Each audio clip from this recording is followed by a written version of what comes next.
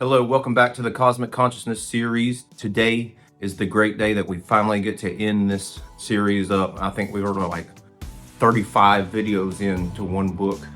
It was pretty big. But yeah, today we get to complete it.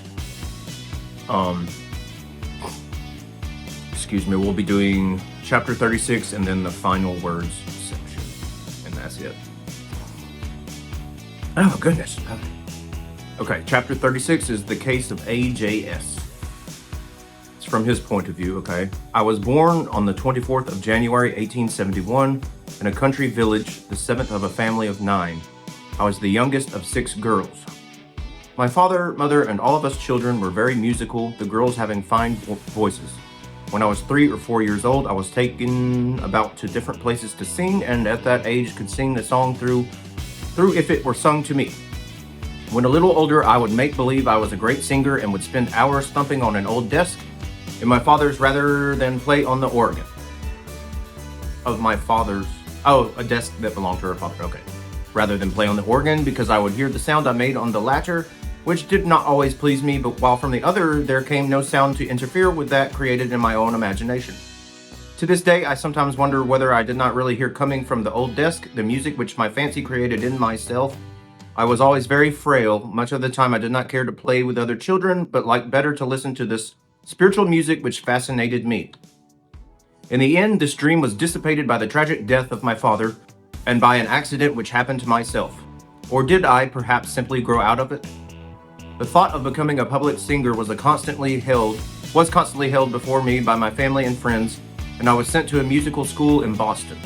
It appeared that my voice had all the qualities supposed, but my frail physique and some results of the accident alluded to stood in my way, yet I would not give up. I was married early and afterwards worked at my music harder than ever, and my husband felt that my heart was so much in singing that it would probably kill me to give it up. Soon, however, I broke down entirely as the result of overwork. Everything possible was done for me, but to no avail. I failed steadily and was in constant pain from the effect of a fall in childhood by which my spine was injured. I took various remedies to make me sleep, but they only brought on excitement and delirium. I was sent at last to a sanatorium, took to my bed in a darkened room and refused to see any of my friends. For a time, my life was despaired of, and I only rallied to plan to take my life when I should have had an opportunity. At last, a time came when I had given up all hope and felt there was nothing more for me to live for or to look forward to. One day, while in this state, I was lying quietly in my bed when a great calmness seemed to come over me. I fell asleep only to wake a few hours after to find myself in a flood of light. I was alarmed. Then I seemed to hear the words, "Peace, be still," over and over again. I cannot say it was a voice, but I heard the words plainly and distinctly, just as I had heard the music coming out of the old desk in my childhood. I put my head under the pillow to shut out the sound, but heard it just the same. I lay for what seemed to me then a long time in that condition, when gradually I was again in the dark. I sat up in my bed. I would not call the nurse as I felt she would not understand. I did not, of course, understand myself, but it felt like I meant something. The same calmness came to me often, and it would always come before the light. After that night, my recovery was steady, without the aid in any way of a physician or medicine.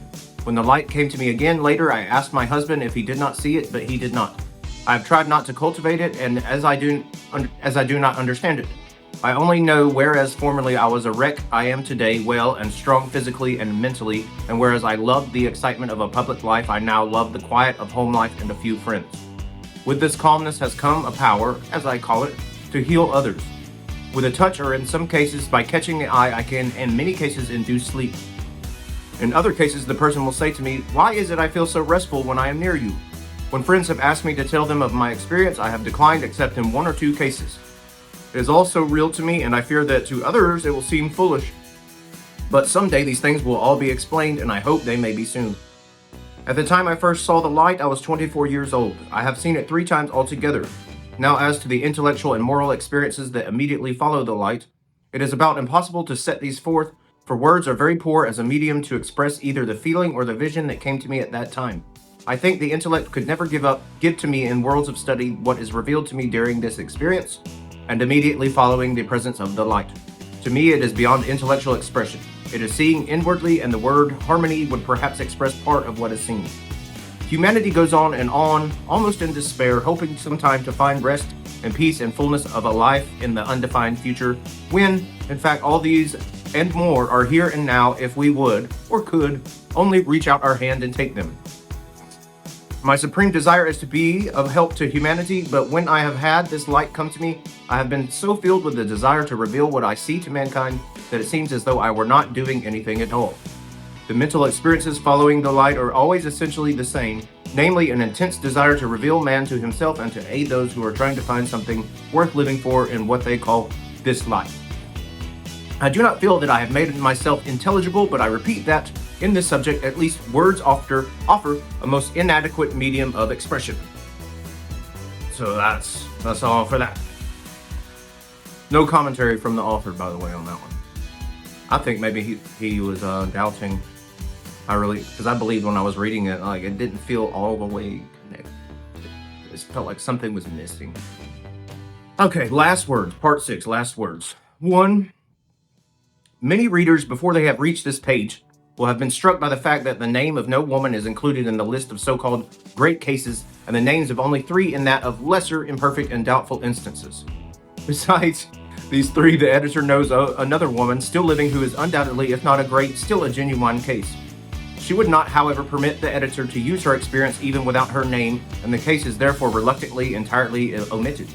The only other woman known to the present writer, either in the past or in the present, who is or was, either certainly or almost certainly, as a case of cosmic consciousness, is Madame Guyon, who was, it seems to him, a genuine and great instance, though unfortunately the evidence in her case is not as definite as she could or as could be wished. 2. Jean Marie Bovary de la Mothe was born April 13, 1648, was a sickly and precocious child with strong religious tendencies, great earnestness of purpose, a leaning towards self-renunciation, and a passion for spiritual books, especially the Bible, which as a child of 10 she used to read from the morning till night. At the age of 16, she was married to M. Guyon, who was then 38. What with an elderly and stern husband and a most disagreeable mother-in-law, her objective life was unhappy, even miserable. For all outward ills, she found consolation in religion, and her life was really a happy one, except when this inward joy suffered eclipse, as from time to time it did. At last, however, on the 22nd of July, 1680, that is, in the summer of her 33rd year, came final deliverance. The writer does not know of any record of her subjective experience upon that day, but it seems certain that the rest of her life was filled with peace and happiness, which is characteristic of the lives of those who have passed on into cosmic consciousness.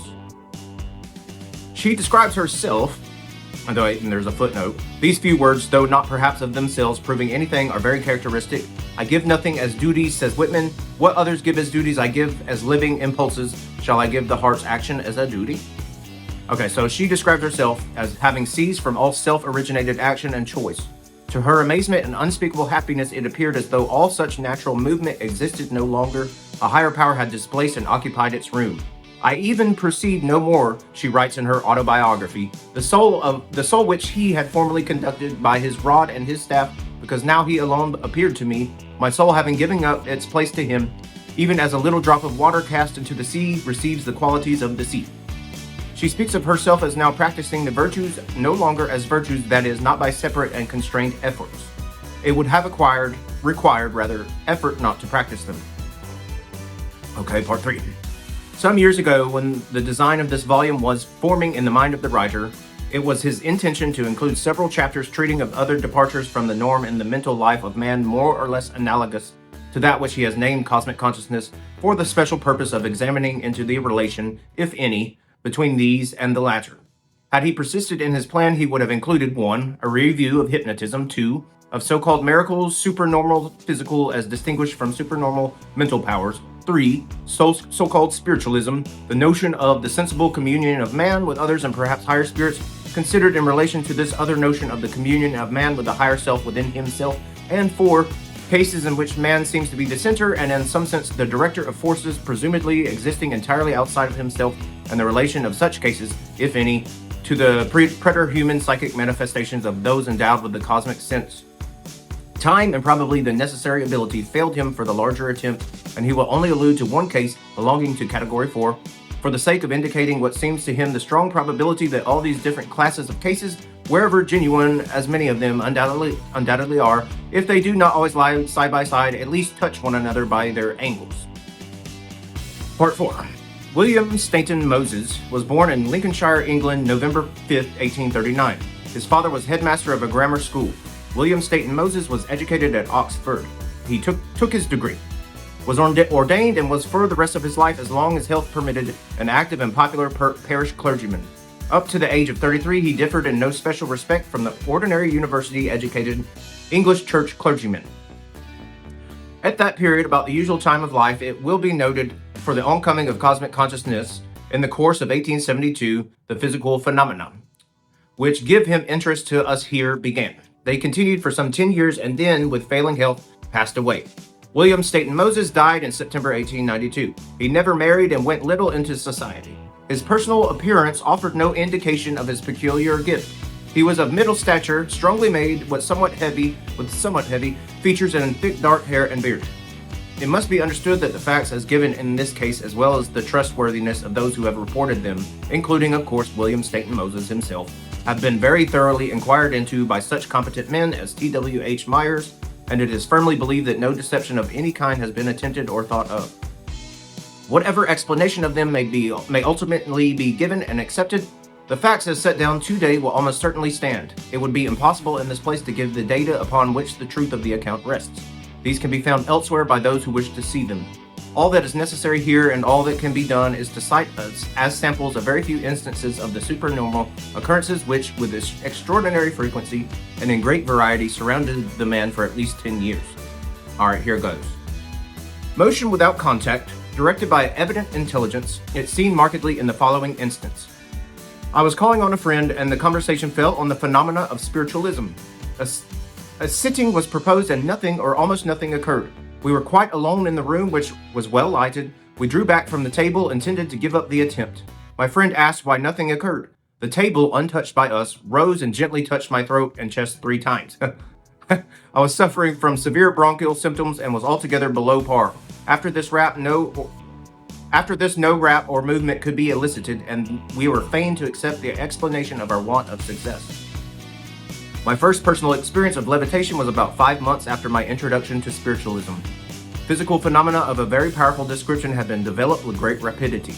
We were new to the subject, and the phenomena were most interesting. After much movement of objects and lifting and tilting of the table, a small hand organ, a child's plaything, was floated about the room, making a most inharmonious din. It was a favorite amusement with the little puck-like invisible who then manifested. One day, August 30th, 1872, the little organ was violently thrown down in a distant corner of the room, and I felt my chair drawn back from the table and turned into the corner near which I sat. It was so placed that my face was turned away from the circle to the angle made by the 2 walls. In this position, the chair was raised from the floor to a distance of, I should judge, 12 or 14 inches. My feet touched the top of the skirting board, which would be about 12 inches in height. The chair remained suspended for a few moments, and I then felt myself going from it higher and higher with a very slow and easy movement. I had no sense of discomfort nor of apprehension. I was perfectly conscious of what was being done and described the process to those who were sitting at the table.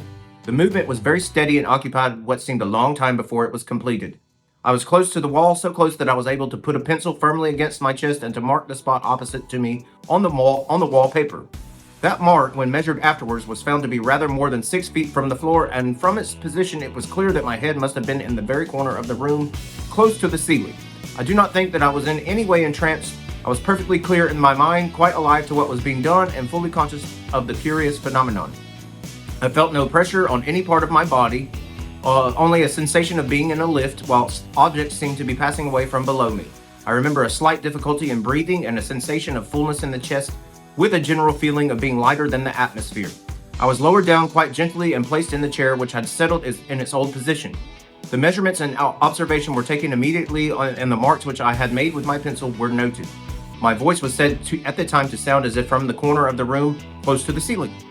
This experiment was more or less successfully repeated on 9 other occasions. On the 2nd of September 1872, I see from my records that I was 3 times raised onto the table and twice levitated in the corner of the room. The first movement onto the table was very sudden, a sort of instantaneous jerk. I was conscious of nothing until I found myself on the table, my chair being unmoved. This, under ordinary circumstances, is what we call impossible. I was so placed that it would have been been out of my power to quit my place at the table without moving my chair. In the second attempt, I was placed on the table in a standing posture. In this case, I was conscious of the withdrawal of my chair and of being raised to the level of the table and then of being impelled forward so as to stand upon it. I was not entranced, nor was I conscious of any external pressure. In the third case, I was thrown onto the table and from that position on the adjacent sofa. The movement was instantaneous, as in the first recorded case, and though I was thrown to the considerable distance and with considerable force, I was in no way hurt. At the time I lay on the sofa, I felt the chair in which I had been sitting and which would be 4 feet from where I lay come and press my back several times. I was placed finally on the table. All right, back to the writer. For an enormous number of similar and diverse phenomena occurring in this case, see 131. All right. Part 5.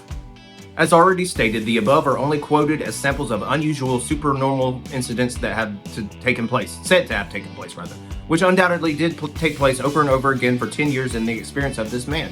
Now what, if any, relation exists between this case and the one of cosmic consciousness?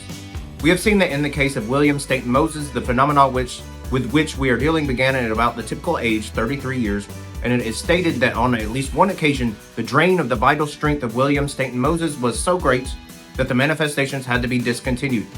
It seems clear from the matter, of course, way the above is stated that the medium habitually felt fatigue or exhaustion in proportion to the frequency and magnitude of the manifestations. We have also seen that sickness on the part of the medium in like manner interfered with the production of the phenomena. These facts point to the medium himself as the source of the force exhibited in so many different ways. If this inference is correct, it is at the same time undoubtedly true that he was not aware that the power which caused the phenomena proceeding from himself.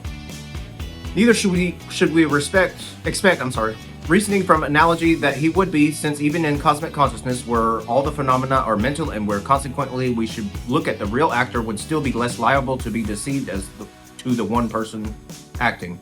We see that he is so, not occasionally, but almost or quite constantly. Paul, Mohammed, Yeats, Bayman, Blake tell us over and over again that the great thoughts, divine emotions which they express are not their own but communicated from without. The protestations made by Blake 100 times repeated, and the last time to his wife a few minutes before his death, in reference to the songs which he sang as he lay slowly dying, "My beloved, they are not mine. No, they are not mine. I have been, in one shape or another, made by them all. Still we believe today that the other self which wrote the epistles, dictated the Quran, composed the Aurora, was really none other than a part, the more divine part, of Paul, Mohammed, and Bayman, respectively.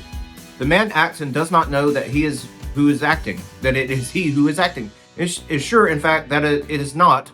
Scouts, as does Mohammed indignantly, the imputation that the thoughts, the words proceed from him, and offers proof that such imputation neither is nor can be founded on the fact.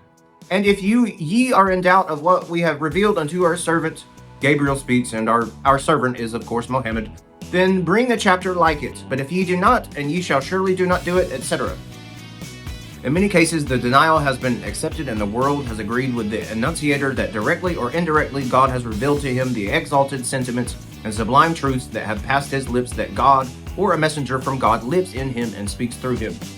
Why not suppose that we have involved in the personality of William Stainton Moses a parallel fact, a parallel duplex or multiplex personality that in some ways so far perhaps utterly inconceivable to us, as to some of our contemporaries and followers it was inconceivable that Jesus and Muhammad merely as men said and did the words and deeds which proceeded from them, as well as to himself. William Stainton Moses did himself evolve the force, did himself furnish the intelligence which were operative in the phenomena? It seems corroborative of this view that bodies as 100 tons of rocks or houses, such as no man could move, are not lifted or displaced, that the lights are not greater than could be supplied by the force resident in ordinary man, supposing that force or some of it to take the form of light, that the intelligence manifested, though often considerable and sometimes extraordinary, is not above human possibilities, taking into account the intelligence possessed by persons having cosmic consciousness. For if supermortal beings were operative in the production of these so-called spiritualistic phenomena, why should these remain so constantly upon, or taking into account only the ordinary human faculties, immediately above the plane of human powers? Then again, we have seen in the course of this study that the whole history of man, as well as that of the organic world, is simply the history of the evolution of new faculties one after the other, any one of which, before it was evolved, would have seemed an impossibility and an absurdity to any member of the race about to take it on. Have we not in, for instance, spiritualism and telepathy, with all their almost infinitely varied phenomena, the germ of germs of some new faculty or faculties, so far as little understood as was cosmic consciousness 1,000 years ago, and not, as sometimes thought, in any case, the action or interference in human affairs, either of disembodied spirits or of supra, infra, or extra-human minds? Such faculties not necessarily destined to expand and become universal, for in evolution many are called, but few are chosen, but almost certainly in modern times and down to date, expanding and becoming more common. And indeed, may it not well be that in the self-conscious human being, as we know him today, we have seen the psychic germ of not one higher race only, but of several? As in the nebula of a solar system, we have the potentiality not of one sphere only or one kind of sphere, but of a sun, planets, moons, comets, and many lesser bodies. As in the first unicellular living creature, we had the parent not of one only, but of many races of multicellular descendants. Wow, that's a tongue twister. As in the Allalus Homo, we had the progenitor, not merely of one race, but of many races of variously charactered, self-conscious men. So it may be, may it not, that in the foremost race of races of self-conscious man today, we have the eligibility, the germ, of not one superior race only, but of several. As for example, a cosmic conscious race, another race that shall possess seemingly miraculous powers of acting upon what we call objective nature, another with clairvoyant powers far surpassing those possessed by the best specimens so far, another with miraculous healing powers, and so on. The so-called miraculous powers are closely allied to what is here called cosmic consciousness, that they appear in relation with the latter, that they are no more supernatural than it is, and that these powers in their natures cover a large range of operation. All this is clearly recognized and plainly taught by the men who, of all others, know most on the subject. Gautama's dicta thereon may be read, supra, in the chapter devoted to him. Paul is no less explicit, but sets forth in very plain terms that there are diversities of gifts, but the same Spirit. That to one is given through the Spirit the word of wisdom, to another the word of knowledge, to another faith, to another gifts of healing, to another miraculous powers, to another discernings of spirits, and to another interpretation of tongues. All right, part 6. A main object which the writer of this volume has had before him has been to point out that there have lived in this world certain men who, in consequence, not of an extraordinary development of any or all of the ordinary mental faculties, but by the possession of a new one peculiar to themselves and non-existent, or at least undeclared in ordinary people, see, know, and feel spiritual facts and experience cyclical phenomena, which, being veiled from, are still of the most vital importance to the world at large. That if one or two of these men are studied to the exclusion of the rest, as has been the practice with the not Christians only, but with Buddhists and Mohammedans as well, the result must be inadequate and unsatisfactory as compared with the study of all, for the reason that none of them have been able to tell much of what they have seen, known, and felt, and only one or two of them being read. What little they do tell is certain, just because of its incomplete, fragmentary character, to be misunderstood. Wow, I just lost my fragment. Oh, to be misunderstood. While if they are all read and compared, the testimony of each is found to throw light upon, supplement, and strengthen that of all the others, that it is of the greatest importance, as has indeed always been felt, that these men should be as profoundly as possible studied and absorbed by everyone who has aspirations for the higher spiritual life, because the contact of the mind of the student with the minds of these men has the effect of producing in the mind of the former all the spiritual expansion and growth of which it is by its congenital constitution capable. Through the aid of these men, even cosmic consciousness itself is often possibly of achievement where without them it would certainly not occur. As one of them says, I bestow upon any man or woman the entrance to all the gifts of the universe. Or as says another great man, who though not, it is believed in the class here treated of, had at least their earnestness, if not their vision and their joy. At least it is with heroes and God-inspired men that I, for my part, would far rather converse in what dialect soever they speak. Great, ever fruitful, profitable for reproof, for encouragement, for building up in manful purposes and works, are the words of those that are in their day were men. And not only is it better to study a number of these men rather than only one or two, but should the student from idiosyncrasy or any cause confine his attention to one or two of them, it is immensely important that he should have an opportunity of choosing the master whom he is to follow, since a man born in Europe or America may be more certainly, wrought upon and more deeply influenced for good, but the Upanishads and suttas than by, for instance, the New Testament. This was true at least of Schopenhauer and Thoreau. Of the former, it is told, in a corner of his room was placed a gilt statuette of Buddha, and on a table not far off lay Duperron's Latin translation of the Upanishads, called the Upanishad, which served as the prayer book from which Schopenhauer read his devotions. Of the Upanishad, Schopenhauer said, "It has been my comfort in my life, it will be the solace of my death."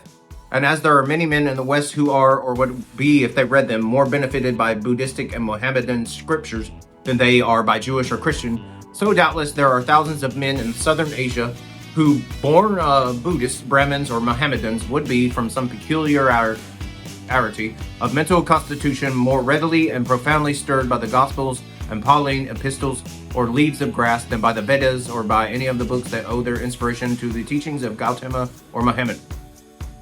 Part 7. If there is such a vast interval between the man with cosmic consciousness and him with self-consciousness only, how is it that the former does not stand out before the world as belonging to a separate class from the latter?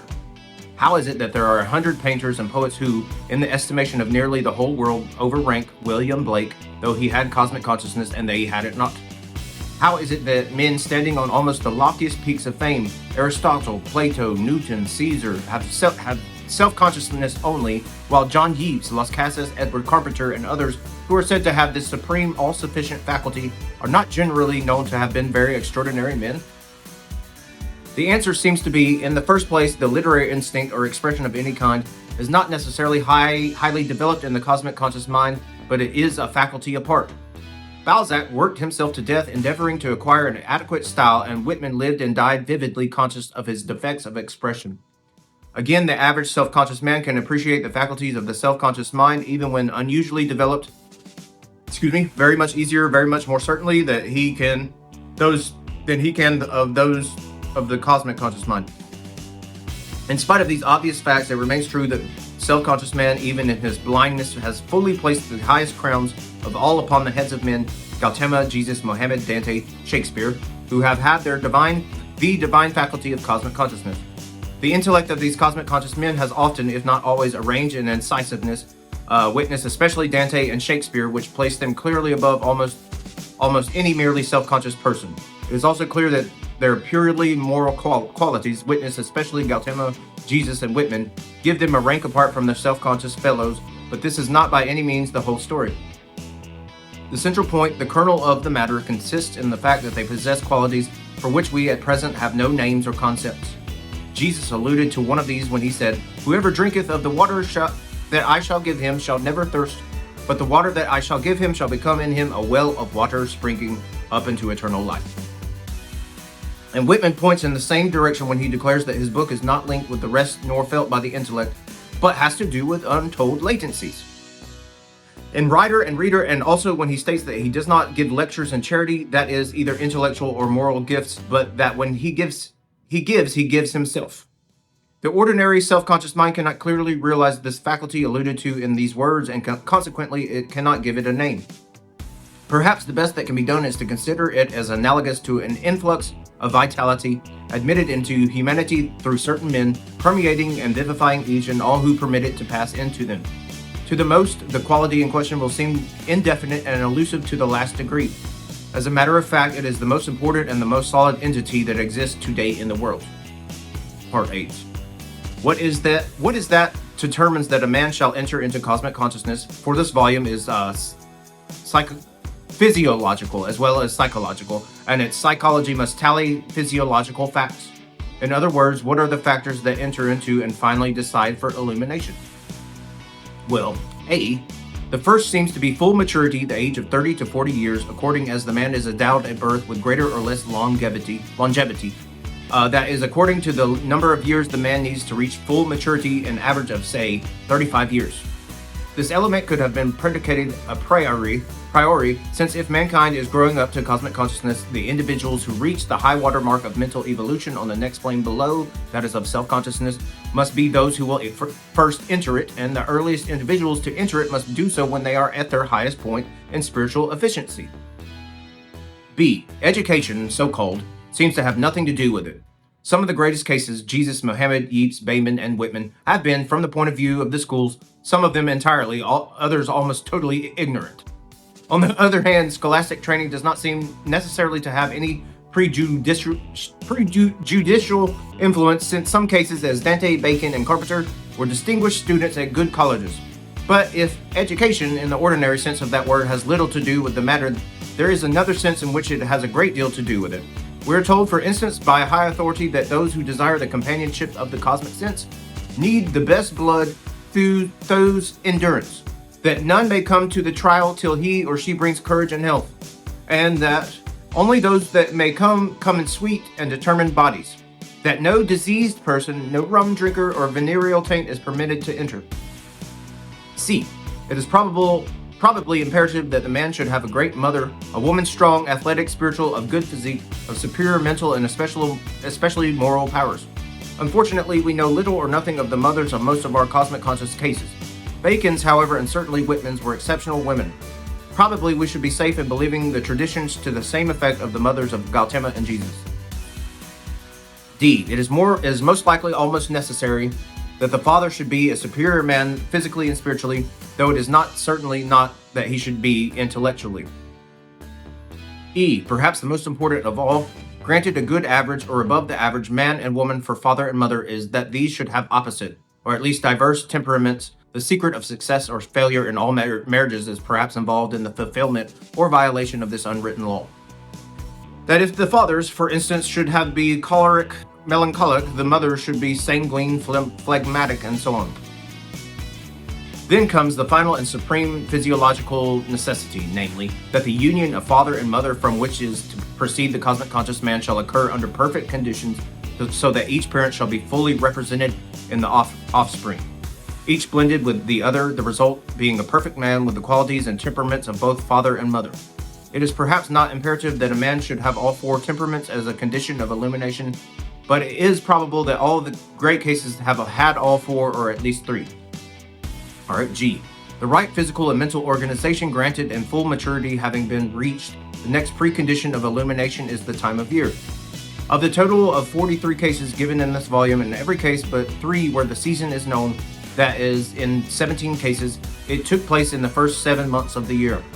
The explanation of the fact that illumination occurs generally in spring and early summer is no doubt the same as that of the age at which it happens, full maturity. As at present even the foremost members of the race cannot reach the vantage ground, the status from which cosmic consciousness can be entered before fully or nearly full maturity, so the further advantage of the time of year of fullest vitality is an element of great importance. The season of the ascending sun, of increasing temperature, of rising sap and bursting bud, of the pairing of birds, at which the heart of all nature, including human nature, is at flood tide, is the season in which we might, if ever, expect, and is the season in which we find the blossoming forth of this divine event, an event supreme in the life of the individual and to be supreme in the life of the race. H. Last of all, the man fitted by heredity, personal growth, and the rest to receive the exalted endowment of which there is here question, must himself do something, must place himself, perhaps not intentionally or consciously, in the right mental attitude. What this is has been pointed out already many times, both indirectly and directly, and may be once again indicated in the words of an undoubtedly inspired writer. It is the deity or cosmic sense that speaks. Once more listen to my excellent words, most mysterious of all. Strongly I like you, therefore I will declare what is for your welfare. On me place your mind, devote yourself to me, reverence me. I declare you truly, you are dear to me. Forsaking all else, come to me as your sole refuge. I will release you from all sin, from all doubt. Part 9. If this volume did not threaten to become unduly large, a section or chapter of some length might very properly be devoted to the various artificial means adopted, especially in India, to induce the faculty or condition here treated of. Some of these have been alluded to, and those curious on the subject may consult, especially 56 and 154. It does not seem, so far as known to the writer, that any great work has ever been done by persons in whom the faculty was artificially excited, though doubtless the lives of such persons have been made immensely happier and better. The object of the present paragraph, however, is to refer very briefly to a mental condition occasionally induced by anesthetics, which is undoubtedly closely allied to the faculty under consideration. Just as the drinking of alcohol induces a kind of artificial and bastard joy, so the inhalation of ether and chloroform induces sometimes a kind of artificial and bastard cosmic consciousness. The following brief cases will make this clear. Dr. George Wilde says, upon taking chloroform, I suddenly experienced the extraordinary impression that my spiritual being stood visibly outside my body, regarding that deserted body lying on the bed. Shortly afterward, I called on 3 different professional chloroformists and asked them if any of their subjects had ever experienced sensations like my own. In reply, one gentleman said, I have often heard patients express similar ideas. Another said, I myself have experienced on 3 occasions when under chloroform exactly similar sensations. And the third gentleman said, my patients have often said that they experienced no pain, but felt as if they saw with their inner eye all I was doing during the operation. I was told of a patient who said, after anesthesis, I thought I had got at the bottom of the secrets of nature. God. And a dentist told me that many of his patients had experienced similar sensations to those I described. The late John Addington Symonds describes his sensations while under the influence of chloroform thus. I seemed at first in a state of utter blankness, then came flashes of intense light alternating with blankness and with keen vision of what was going on in the room around me, but no sensation of touch. I thought that I was near death when suddenly my soul became aware of God, who was manifestly dealing with me, handling me, so to speak, in an intense personal present reality. I felt him streaming in like light upon me and heard him saying in no language but as the hands touch hands and communicate sensations, I led thee, I guided thee, you will never sin and weep and wail in madness anymore. For now you have seen me. My whole consciousness seemed brought into one point of absolute conviction. The independence of my mind from my body was proved by the phenomena of this acute sensibility to spiritual facts, this utter deadness of the senses. Life and death seemed mere names, Symonds adds. I cannot describe the ecstasy I felt. And referring to his experience and its psychological evidence says, if this had happened to a man in an uncritical age, would it not have carried conviction like that of Saul or Tarsus to his soul?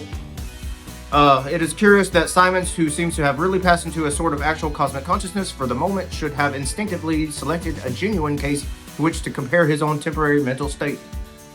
All conditions allowed in the fact of cosmic consciousness being granted, what is its place as a psychical entity? And from where does it come? The clue to the answers, the writer thinks, may be picked up in chapters 3 and 4 and 134. It is ably shown there how the simple consciousness, circumstances being favorable, passes by slow growth into the self-conscious mind. By experience, by inheritance, by accumulation, and by a process of psychical masonry, percepts are collected, stored up, and of them are built recepts. Then percepts and recepts are used, as are stones and mortar in a wall, and of them are at last formed concepts. And as the last touch is given, the completed edifice suddenly flashes into sight as a new entity, and the self-conscious man has appeared upon the earth. So, it seems, are concepts, emotions, sense perceptions, all the spiritual elements of the thinking, feeling, knowing man, individually and collectively builded up until the walls, buttresses, pinnacles, and towers of a still higher consciousness are finished. The moment of completion comes, the signal is given, the scaffolding falls, and instantly the new structure stands revealed. Part 10. The explanation of what may be called the mystery of religion as it exists among us today may be stated simply as follows. All men so far, with the exception of at most a few hundreds, have lived in the world of self-consciousness without the power to leave it. The great religious seers, revealers, teachers have also lived in that world, but at the same time in another, the world of cosmic consciousness, the latter being by far the larger, the most important, and the most interesting. Whether either of these worlds has an objective existence is a matter of no consequence. They are equally real and momentous to us on either hypothesis. The men who have lived in the cosmic conscious world, that is, in the world made visible by the cosmic sense, as the forest and the sky are made visible by the sense of sight, have desired for the comfort and good of their fellows to tell mankind at large what they saw there. But they were obliged, for want of a better, to use the language of self-consciousness. Their accounts have been exceedingly incomplete, and the words and phrases used have been so inadequate as to have been to the last degree misleading. Okay. Not only so, But supposing a clear report an impossibility, it would be beyond the power of the self-conscious mind to conceive the cosmic conscious world. This being so, the reports made by these spiritual travelers have been not only not understood, but misunderstood in an infinite variety of senses, and the essentially similar account given by, for example, Paul, Mohammed, Dante, Jesus, Gautama, Whitman, and others has been looked upon as a variety of accounts, not of the same, but of diverse things. And these accounts, all but one under the influence of which the hearer is born, have been supposed to rest solely upon the imagination of the narrator. A critical study of all these seeming diverse accounts will show that they are all more or less unsuccessful attempts to describe the same thing. But because it was out of the power of the original reporter, the seer, to give anything like a full and clear account of what he saw, largely because of the inadequacy of the language belonging to the self-conscious mind, because his reporters, again, as in the cases of Jesus and Gautama, who did not write, possessing only self-consciousness, blurred still further the picture, because translators possessing only self-consciousness and understanding very imperfectly what the teacher wished to convey still further distorted the record. For all these reasons, the important fact of the unity of the teachings of these men has been very generally overlooked. Hence the confusion and the so-called mystery, a misunderstanding unavoidable, no doubt, under the circumstances, but which will one day assuredly be cleared up. Already many others beside the present writer have noticed the essential unity of the seeming diverse teachings in question, as for instance Hartmann, who tells us, "I have carefully compared the doctrines of Behmen with those of the Eastern sages as laid down in the secret doctrine, and in the religious literature of the East, and I find the most remarkable harmony between them in their esoteric meaning. In fact, the religion of Buddha, Krishna, and the Christ seems to me to be one and identical." It is worth nothing that Hartmann's specimen teachers are all cases of cosmic consciousness, although of course he knew nothing of that as a specific mental status. Part 11. One word in conclusion. The writer of this book, since it was first conceived some few years ago, has sought diligently for cases of cosmic consciousness, and his whole list, so far including some imperfect and doubtful cases, totals up nearly 50. Several of these are contemporary minor cases, such as may have occurred in considerable numbers in any of the recent centuries, and no records of them remain. He has, however, as more than once stated, found 13, all of them so great that they must almost inevitably live. As has been already shown, 5 of these men lived during the 18 centuries which elapsed between the birth of Gautama and that of Dante, and the other 8 in the 600 years between the birth of Dante and today. Hey, Dante and today. No pun intended. This would mean that cases of cosmic consciousness are nearly 5 times as frequent now as they were, say, 1,000 years ago. Excuse me? It is not, of course, pretended that they are becoming more frequent in exactly this ratio. There must have occurred a large number of cases in the last 2,500 years of all memory of which is lost. No man could say positively how many lived in any given epoch, but it seems tolerably certain that these men are more numerous in the modern than they were in the ancient world, and this fact, taken in connection with the general theory of psychic evolution, fully considered on previous pages, goes far to confirm the conclusion that just as, long ago, self-consciousness appeared in the best specimens of our ancestral race in the prime of life, and gradually became more and more universal and appeared in the individual at an earlier and earlier age, until, as we see now, it has become almost universal and appears at the average age of about 3 years, so will cosmic consciousness become more and more universal and appear earlier in the individual life until the race at large will possess this faculty. The same race and not the same, for a cosmic conscious race will not be the race which exists today, any more than the present race of men is the same race which existed prior to the evolution of self-consciousness. The simple truth is that there has lived on this earth, appearing at intervals for thousands of years among ordinary men, the first faint beginnings of another race, walking the earth and breathing the air with us, but at the same time walking another earth, and breathing another air of which we know little or nothing, but which is all the same our spiritual life, as its absence would be our spiritual death. This new race is in the act of being born from us, and in the near future it will occupy and possess the earth. Concluding cosmic consciousness. Y'all have a great rest of the day.